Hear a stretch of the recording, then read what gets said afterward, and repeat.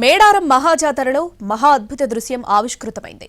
గద్దెపై సమ్మక్క కొలువుదీరారు. దీంతో వనదేవతలను దర్శించుకోవడానికి భక్తులు పోటెత్తారు. మేడారం జాతరలో మరో కీలక ఘట్టం ఆవిష్కృతమైంది.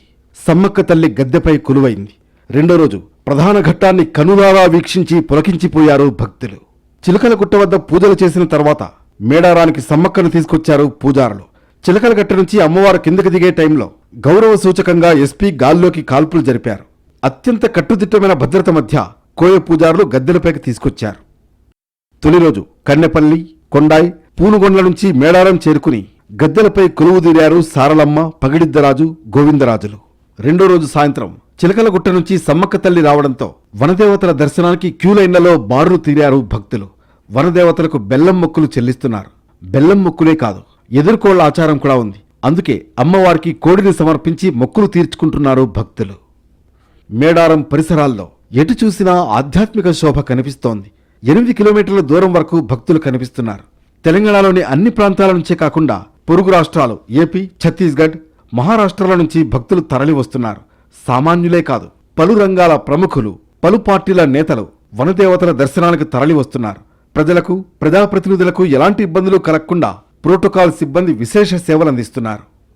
వనదేవతలను డిప్యూటీ సీఎం భట్టి విక్రమార్క దంపతులు దర్శించుకున్నారు. సతీ సమేతంగా అమ్మవార్లకు నిలువెత్తు బంగారం సమర్పించారు. సమ్మక్క సారలమ్మ దయతో తెలంగాణ రాష్ట్రమంతా సుభిక్షంగా ఉండాలని ఆకాంక్షించారు భట్టి విక్రమార్క.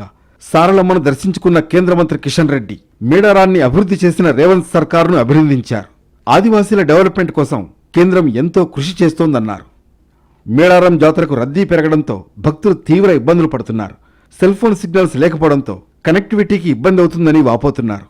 మరోవైపు డిజిటల్ లావాదేవీలపైన సిగ్నల్ ఎఫెక్ట్ పడింది.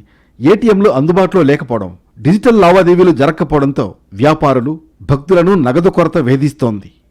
పకడ్బందీ నిఘా వ్యవస్థతో మహాజాతర కొనసాగుతోంది. లక్షలాదిగా తరలివస్తున్న భక్తులకు ఎలాంటి ఇబ్బందులు తలెత్తకుండా కమాండ్ కంట్రోల్ రూమ్ నుంచి సీసీ కెమెరాలను అనుక్షణం పర్యవేక్షిస్తున్నారు పోలీస్ ఉన్నతాధికారులు. ఈ జాతరలో గ్రూప్ 1 ట్రైనీ ఆఫీసర్లు అందరి దృష్టిని ఆకర్షిస్తున్నారు. భక్తుల రద్దీ నియంత్రణ, గద్దెల వద్ద పర్యవేక్షణ, ట్రాఫిక్ విధుల్లో గ్రూప్ 1 ట్రైనీ ఆఫీసర్లు భాగమయ్యారు. స్థానిక పోలీసులు, ఆర్టీసీ, రెవెన్యూ విభాగాలతో సమన్వయం చేసుకుంటూ మహాజాతర నిర్వహణ ఎలా జరుగుతుందో ప్రత్యక్షంగా పరిశీలిస్తున్నారు. మరోవైపు వనజాతరలో టీజీఎస్, ఆర్టీసీ కీలక పాత్ర పోషిస్తోంది. జాతరకు తరలివెళ్లే భక్తుల కోసం 4000 ప్రత్యేక బస్సులను ఏర్పాటు చేసింది.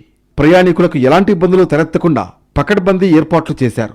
ఈ జాతరలో కోయ దొరలు ప్రత్యేక ఆకర్షణగా నిలుస్తున్నారు. జాతకాలు చెప్పడంతో పాటు తాయెత్తులు కడుతున్నారు. అలాగే గాలి ధూళి సోకకుండా మూలికలు కూడా ఇస్తున్నారు. మేడారం జాతర రేపటితో ముగుస్తుంది. దేవతలు రేపు వనప్రవేశం చేస్తారు. దీంతో జాతర పరిసమాప్తం కానుంది. ఇవాళ రేపు లక్షల మంది భక్తులు వనదేవతలను దర్శించుకోనున్నారు.